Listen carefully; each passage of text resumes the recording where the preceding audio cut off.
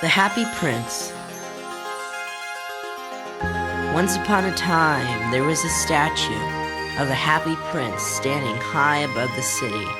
It was all gold. The prince's eyes were two blue jewels, and a large red jewel shone on his sword. "He's beautiful," everyone said. "Yes, he's beautiful, but he's not much use." When a little boy cried, his mother said to him, "Why aren't you like the Happy Prince? He never cries for anything. He always looks happy," said a sad man, and he looked up again at the beautiful gold statue. "He looks good and kind," said the poor children. One night, a little swallow flew over the city. Swallows do not like the cold, and they always fly to a hot country in the winter.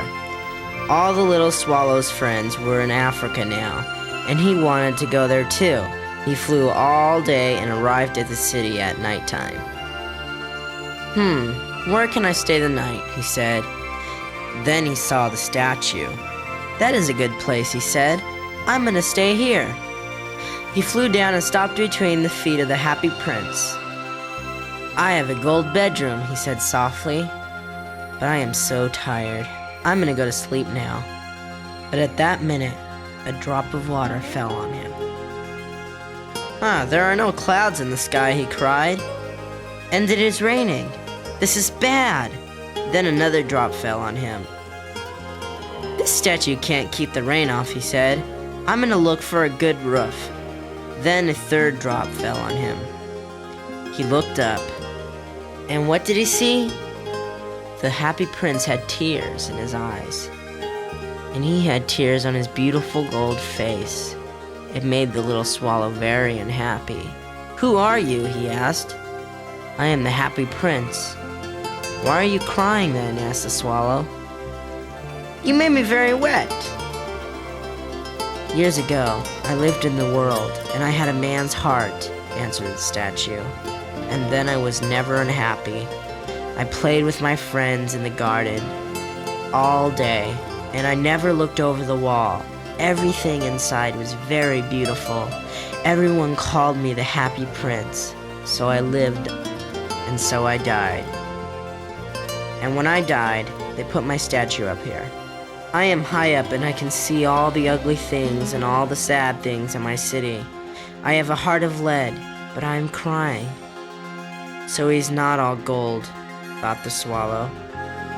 "I see a poor house in a little street," said the statue. "One of the windows is open, and through it I can see a woman.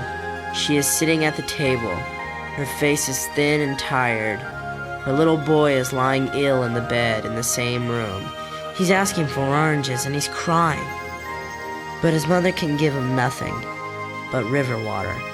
Swallow, swallow, little swallow, take her the red jewel out of my sword." "My friends are waiting for me in Egypt," said the swallow. "They are flying up and down the river, and they are talking to the flowers. Soon they are going to sleep in the temple." "Swallow, swallow, little swallow," said the prince, "stay with me for the night and take the red jewel from me. The boy is very thirsty and the mother is very sad." "I don't like boys," answered the swallow. "Last summer some boys threw stones at me. They never hit me. Swallows fly too well for that. But they were unkind." Then he looked again at the unhappy face of the prince and said, "It is very cold here, but I am staying with you for one night. I'm going to take the red jewel to the little boy's mother for you." "Thank you, little swallow," said the prince. So the swallow picked the large red jewel out of the prince's sword and flew away with it over the roofs of the town. He flew over the ships in the river. He flew over the men in the marketplace. At last he came to the poorhouse and looked in. The boy was in bed, and he looked very ill. The mother was sleeping over her work. The swallow put the red jewel on the table beside her. Then he flew quietly round the bed and fanned the boy's face. "That's good," said the boy. "I am much better," and he slept quietly. Then the swallow flew back to the Happy Prince. He told him about his visit. "It is really cold here," he said, "but I am warm now." "That is because you did a good thing," said the prince. The little swallow thought about this, and then he slept. The next morning, he flew down to the river and had a bath. "Tonight I go to Egypt," said the happy swallow. He visited all the big buildings and sat on their roofs for a long time. At nighttime, he flew back to the happy prince. "I'm going to Egypt now," he said. "Swallow, swallow, little swallow," said the prince. "Stay with me for one more night." "They are waiting for me in Egypt," answered the swallow. "Tomorrow my friends are going to fly up to the waterfall. It is beautiful there." "Swallow, swallow, little swallow," said the prince. "Far away across the city I see a young man in a poor little room under the roof. He sits at a desk with papers on it, and there are dead flowers in the glass beside him. His brown hair is long, his mouth is red and beautiful, and he has large eyes. He is writing a play, but he is very cold and hungry and can't finish it. There isn't a fire in the room, and he is sick.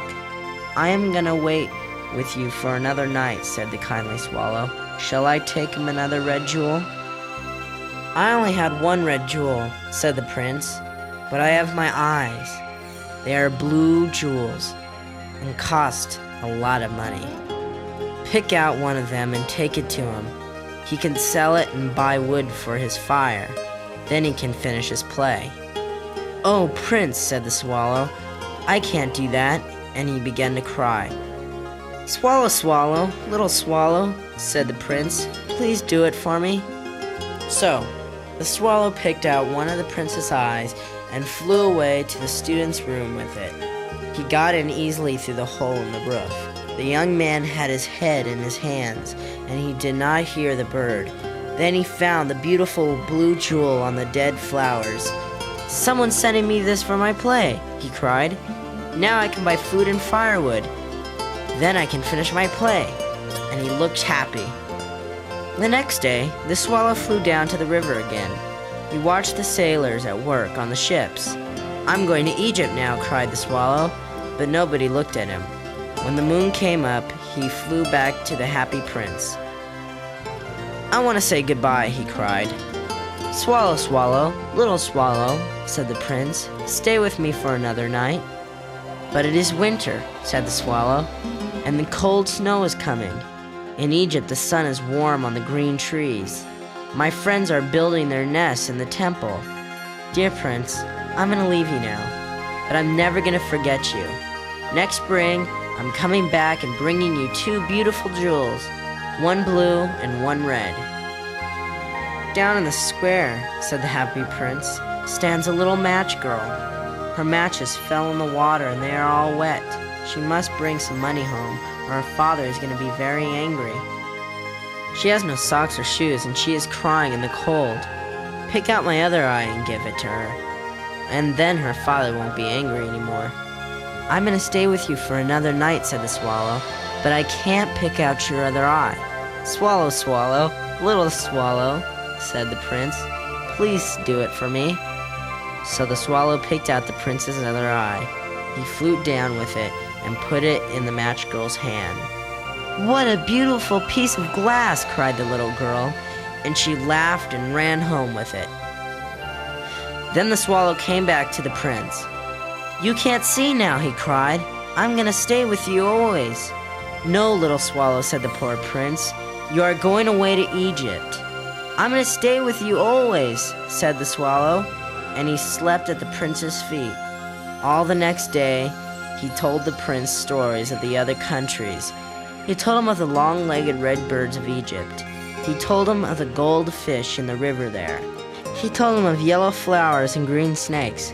He told him of the smallest men in the world and how they use leaves as boats and are always fighting. "Dear little swallow," said the prince, "you tell me of many things from other countries. But now, fly over my city, little swallow, and look at all the things there." So the swallow flew over the city. He saw the rich in their beautiful houses. He saw the poor at their gates. He flew into the dark streets and saw the sad faces of the hungry children.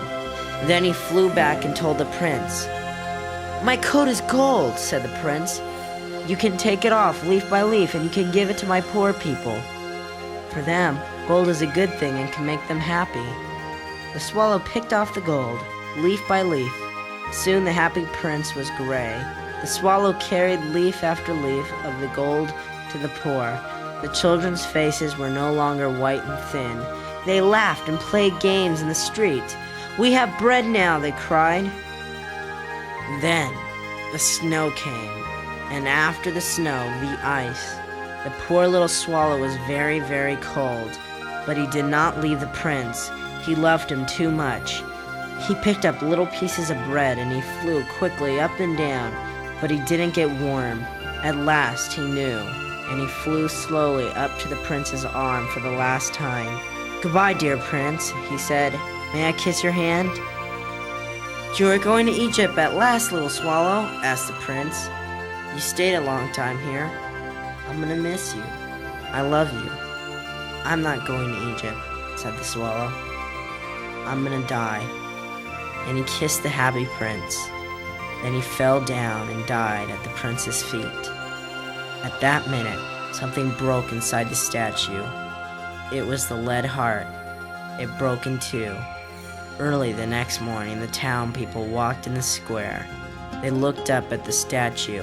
"The happy prince looks old and dirty," they said. "He hasn't any blue jewels for eyes now, and the red jewel is not in his sword," said someone. "He's not gold now. He looks ugly." "And look, there's a dead bird at his feet," said another man. "Birds can't die there." So they pulled down the statue of the happy prince and put another statue in its place, high above the city. And they threw away the pieces of the lead heart in the dead swallow. But God sent one of his servants down to the city. "Bring the lead heart and the dead swallow to me," he said. "This little bird is gonna sing forever in my garden, and the happy prince is gonna live forever in my city of gold."